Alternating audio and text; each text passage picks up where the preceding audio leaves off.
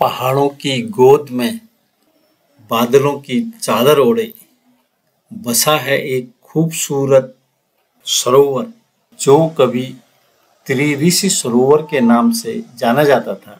और इसी सरोवर के चारों ओर बसा है एक खूबसूरत शहर नैनीताल। चारों ओर ऊंचे ऊंचे देवदार और बांज के पेड़, नीली झील के बीच में पड़ती सूरज की किरणें और ठंडी हवा में बसी शांति। यहाँ हर सांस में पहाड़ों की खुशबू महसूस होती है। इसी नैनीताल शहर में एक खूबसूरत यूनिवर्सिटी जहाँ ज्ञान, प्रकृति और शांति एक साथ मिलती है, जिसका नाम है कुमाऊं यूनिवर्सिटी नैनीताल, जो किसी परिचय का मोहताज नहीं। Hi guys, welcome to my YouTube channel wanderlust with प्रकाश।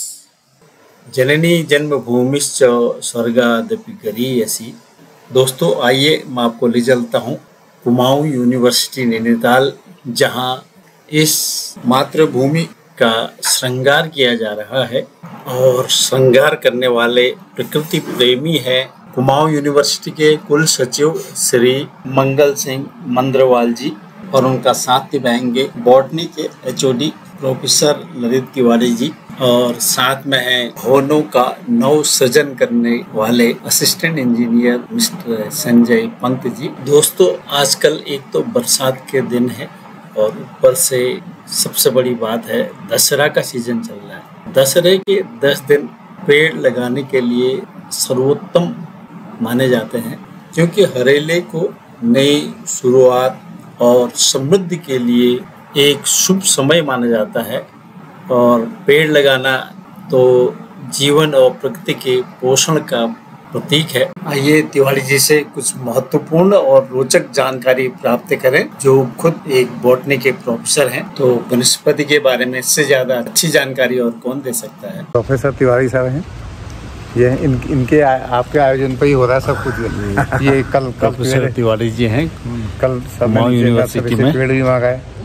तो कल इन्होंने हमने करीब 60 पौधे लगाए। लगातार हरेले का महोत्सव जो चल रहा है, और साथ ही एक पेड़ माँ के नाम, ये दोनों ही प्रोग्राम्स हमने लिए हैं, उन्हीं पर हमारा कार्यक्रम चल रहा है। अच्छा, बहुत बढ़िया। आज कुल सचिव जी के वहाँ हम पहुँचे हैं। कुल सचिव जी के कुछ ही समय में हमारे बीच में होंगे, और आज हम देवदार के साथ साथ पदम को भी आप यहाँ लगाएंगे। आज हम अच्छा, आप पदम पे लगाएंगे, देवदार लगाएंगे, और एक हमारे पास सहतूत भी हमारे पास है, वो भी आज हम लगाएंगे। पदम में किस काम आता है वैसे पेड़? पदम की रिलीजियस मान्यता है, वो धार्मिक पौधा है। कई जो रिलीजियस कार्यक्रम होते हैं उनमें कार्यक्रम यूज में आता है।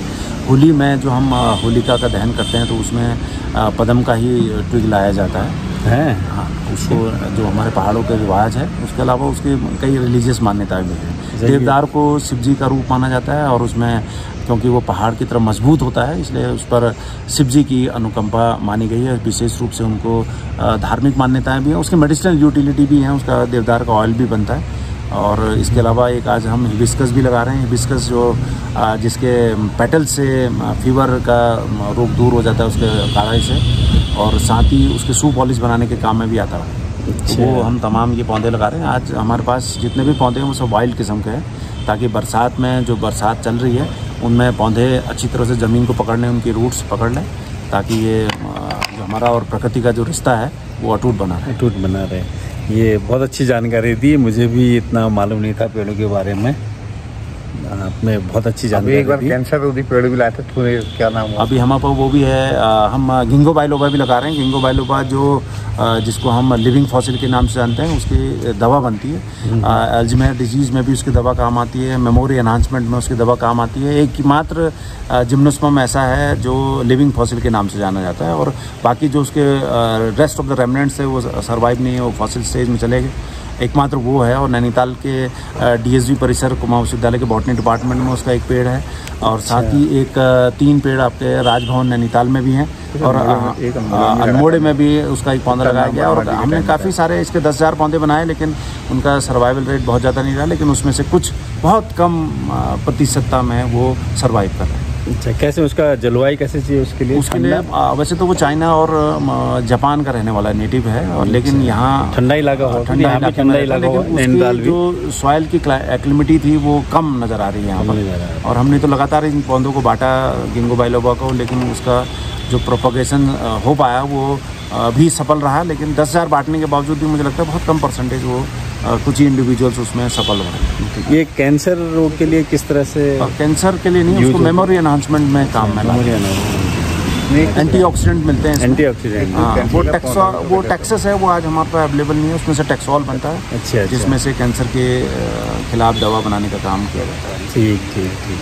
थैंक यू, बहुत अच्छी जानकारी दी आपने। अभी सर यहाँ पे HOD बॉटनी डिपार्टमेंट में है ना, DSB कैंपस में। हाँ। ठीक, बहुत अब बारिश होने लगी, बहुत तेज। आइए किनारे। बारिश हो गई थी, वृक्षारोपण कर रहे हैं, तो पेड़ लगाए जा रहे हैं कुमाऊं यूनिवर्सिटी नैनीताल में। जो बीच में बैठ के पेड़ लगा रहे हैं वो हैं नैनीताल यूनिवर्सिटी के कुल सचिव मिस्टर मंगल सिंह मंद्रवाल जी। दोस्तों, इन प्रकृति प्रेमियों को माँ का श्रृंगार करते देखकर प्रकृति भी झूम उठी है और खुशी से प्रकृति के आंसू वर्षा के रूप में बह रहे हैं। दोस्तों, मैं हरेली की बात कर रहा था। हरेला मुख्य रूप से हमारे कुमाऊं में मनाया जाता है और यह समुदाय को प्रकृति से जोड़ता है और लोगों को पर्यावरण की रक्षा के प्रति उनकी जिम्मेदारी की याद दिलाता है। आप लोग भी एक कदम आगे बढ़िए और एक पेड़ माँ के नाम पर लगाइए, चाहे माता के नाम पर लगाइए या मातृभूमि के नाम पर लगाइए, पेड़ जरूर लगाइए। क्योंकि आजकल आप देख ही रहे हैं प्रदूषण काफ़ी ज़्यादा रहता है, तो जितने पेड़ लगाएंगे प्रदूषण उतना कम होगा और हमारा स्वास्थ्य अच्छा रहेगा और पेड़ जलवायु संकट से लड़ने में हमारी मदद भी करेंगे। दोस्तों, श्रृंगार करके खूबसूरती काफ़ी बढ़ जाती है, चाहे महिलाओं का हो श्रृंगार, पुरुषों का श्रृंगार हो या फिर मातृभूमि का श्रृंगार हो। दोस्तों, आइए जाने कुमाऊं यूनिवर्सिटी के कुल सचिव श्री मंगल सिंह मंद्रवाल जी वृक्षारोपण के लिए हमारे युवाओं को क्या संदेश देते हैं। तो इन्होंने अभी प्लांटेशन किया था, आपने देखा, तो कुछ दो शब्द हमारे जो नई जनरेशन है। पांडे जी है ना, thank you Pandey ji. Plantation का महत्व आज बताने की आवश्यकता नहीं है और विशेषकर उत्तराखंड में हरेला के तौर पे एक ये इंटरनेशनल पर्व होने वाला है। राष्ट्रीय पर्व तो हो चुका है, इंटरनेशनल पर्व होने वाला है। इसमें हम लोगों की ये संस्कृति है कि हम सब लोग बढ़ चढ़ कर हिस्सा लेते हैं और ये मैसेज हमारी आने वाली पीढ़ी बच्चों में भी जाना चाहिए कि कम से कम हर हरेला में एक आदमी को 1 या 2 पेड़ लगा के उनको बचाने की प्रतिज्ञा लेनी चाहिए। और ये बहुत अच्छा वो है, इसी को लेके हमारा भी प्रयास रहता है कि हर बरसात में हम 5-10 पेड़ लगाएं। इसी उसके उपलक्ष्य में आज बारिश बहुत अच्छी थी। प्रोफेसर तिवारी जो बॉटनी के प्रोफेसर हैं, उन्होंने मुझे 7 पेड़ बहुत अच्छी क्वालिटी के दिए और वो हमने आज अपने आवास पे लगाए और बहुत अच्छा महसूस हो रहा है कि भाई आज हमने पेड़ लगाए। Thank you. मेरे को भी बहुत अच्छा लगा, आप लोग के साथ में थोड़ा सम्मिलित हो चुका है इस अच्छे काम के लिए। और अभी आप जो बोल रहे हैं हरेले में, मुझे भी याद आ रही है, जब हम लोग छोटे बच्चे थे तब अब तो बाहर चले गए तो कहाँ इतना ज़मीन कहाँ मिलती है हम लोगों को लगाने के लिए। लेकिन गांव में हमारी काफ़ी ज़मीनें हुआ करती थी, तो वहाँ फल के पेड़ जरूर लगाते थे हरेले के दिन। हाँ। एक प्रथा थी हमारे वहाँ, हरेले के दिन कहते थे कि जो पेड़ लगाएंगे वो जरूर उगते थे। हाँ, कुछ ऐसी मान्यता थी। बड़े अच्छे बड़े विशाल पेड़ भी हैं, फलदार पेड़ हैं, जैसे जामुन हम लोगों को खूब लगाना चाहिए। जामुन इस तरह का पेड़ है कि उससे नुकसान बहुत कम है और टिम्बर उसकी बहुत उच्च क्वालिटी की है। और जामुन अपने आप में जो है एक औषधीय फल है ना। तो जामुन को शुगर के लिए यस शुगर के लिए, और जिसने साल भर में एक बार अगर जामुन खा लिया 1-2 महीने बरसात में, तो लोग कहते हैं, चिकित्सक कहते हैं कि वो पेट के लिए बहुत लाभदायक है। तो हमें जामुन के पेड़ हो गए, इस तरह जो फलदार भी हों, जिनको जंगली जानवर कम नष्ट करते हों, उन पेड़ों की तरफ भी जाना चाहिए और ताकि पेड़ों का संरक्षण हो सके। धन्यवाद। और ये जो फॉरेस्ट डिपार्टमेंट वाले चीड़ के पेड़ ज्यादा लगाते हैं, ये वैसे नुकसान भी काफी करते हैं। चीड़ के पेड़ लगने में बहुत कम लगते हैं। चीड़ मिश्रित प्रजाति का है, चीड़ अपने आप ही ज्यादा होता है। चीड़ अगर लगाओगे आप तो लगने की संभावना केवल नाम मात्र होती है। ये अदर जाति के जो पेड़ हैं इनको लगने की संभावना बहुत अच्छी होती है। नहीं, हमारे जो उधर पहाड़ में देखा मैंने, फॉरेस्ट डिपार्टमेंट वाले हमेशा चीड़ के ही पेड़ लगाते हैं। हाँ। कोई लोग देवदार के भी नहीं लगाते होंगे। अब डिपेंड करता है कि जो वेदर सिचुएशन होगी वो भी डिपेंड करता है। अभी नहीं, अगर धीरे धीरे देवदार, जैसे हमारे वहाँ जंगल है जो जवार नदी, उधर में पूरे देवदार के पेड़ हैं। अगर धीरे धीरे तो थोड़ा थोड़ा नीचे नीचे को लगाते रहे तो धीरे क्लाइमेट अपने आप चेंज होता रहे। बिल्कुल। तो फॉरेस्ट डिपार्टमेंट वाले क्यों नहीं लगाते होंगे? चीड़ के ज्यादा क्यों लगाते होंगे? अभी हिमाचल प्रदेश में हो रहा है, वहाँ से चीड़ के पेड़ जहाँ तक वो निकाल रहे हैं, ये पेड़ लगा रहे हैं, देवदार ऐसे चीड़ के पेड़ वहाँ खत्म कर रहे हैं। बिल्कुल, देवदार से तो वेदर और क्लाइमेट बहुत अच्छा होता है। ऐसे ही मैं वहाँ गया था, मिजोरम में गया था।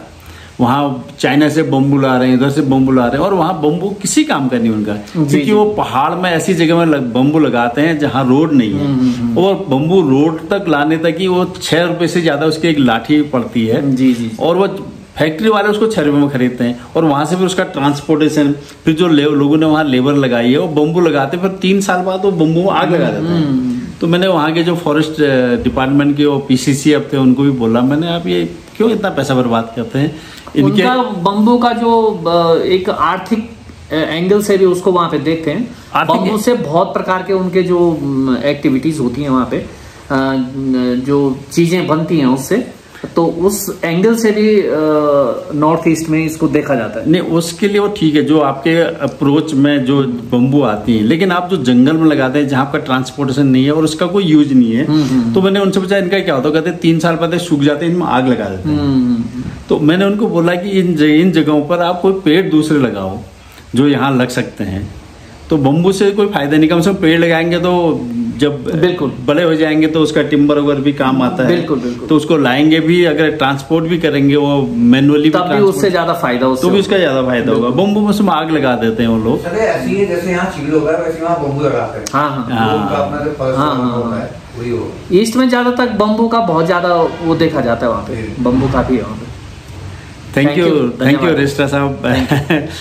बड़े बड़े लोगों के बड़े बड़े विचार होते हैं, मतलब हम लोग भी इनसे थोड़ा कुछ सीखें, और नई पीढ़ी के लिए भी एक उदाहरण बनता है जब ये लोग इस तरह के काम करके देते हैं। बिल्कुल, बच्चे हमसे प्रेरणा लेते हैं। हाँ। और ये प्लांटेशन का तो बहुत नेक और अच्छा कार्य है, ये लोगों को लेना चाहिए। जितने भी पर्यावरणविद हैं वो सब प्रोत्साहित करते रहते हैं हम जैसे लोगों को, हमारी आने वाली पीढ़ियों को, कि भाई आप हमारे पेड़ ही हमारा जीवन है।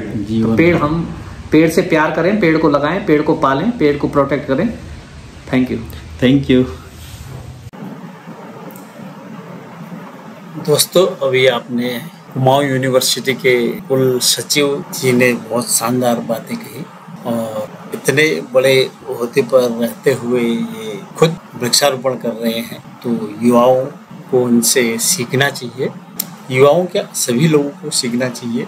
पेड़ लगाने की कोई उम्र नहीं होती है, आप किसी भी उम्र में पेड़ लगा सकते हैं। हालांकि हमारी जन्मभूमि, मातृभूमि अपने बच्चों के लिए स्वयं ही नए नए पौधे उगा देती है, लेकिन हम लोगों का भी कर्तव्य है कि हम लोग भी पेड़ लगाएं। दोस्तों, आप सभी लोगों को हरेली की बहुत बहुत बधाई। तो कैसा लगा आप लोगों को आज का वृक्षारोपण, और इस उम्मीद के साथ कि आप लोग एक पेड़ माँ के नाम जरूर लगाएंगे। मिलते हैं अगले ब्लॉग में, तब तक स्वस्थ रहें, मस्त रहें और मातृभूमि का श्रृंगार करते रहें। Thank you for watching. आप लोग कमेंट कीजिए कि इस साल आप कितने पेड़ लगाए, और साथ ही देखते जाइए कुमाऊं यूनिवर्सिटी के रजिस्ट्रार श्री मंगल सिंह मंद्रवाल जी और प्रोफेसर ललित तिवारी जी, चोटी बॉटनी, और संजय पंत जी द्वारा वृक्षारोपण। हो गया तुम्हारा वृक्षारोपण पूरा? हो गया लग गया। 6 पेड़ लगा दिए ना? 6 लगाए, 7 लगाए था। 7 लगाए। नैनीताल का मनमोहक व्यू, अगर आप नैनीताल घूमना चाहते हैं तो इसके बारे में मैंने एक ब्लॉग बना रखा है नैनीताल, उसमें आपको जानकारी मिल जाएगी नैनीताल कब आएँ, कैसे आएँ, कहाँ कहाँ घूमने की जगह हैं, ये सब उस ब्लॉग में आपको दिख जाएगा। उसकी लिंक मैं आपको डिस्क्रिप्शन में दे दूँगा।